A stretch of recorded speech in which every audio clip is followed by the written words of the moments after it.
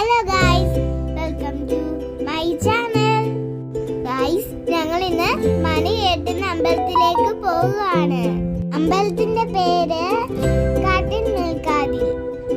പോന്ന വഴി അടിപൊളിയായിരുന്നു ഗൈസ്. ഞങ്ങൾ കടലൊക്കെ കണ്ടേ. ഗൈസ്, ആരൊക്കെ പോയെന്നറിയോ? അച്ചായും അമ്മ ചേച്ചിയും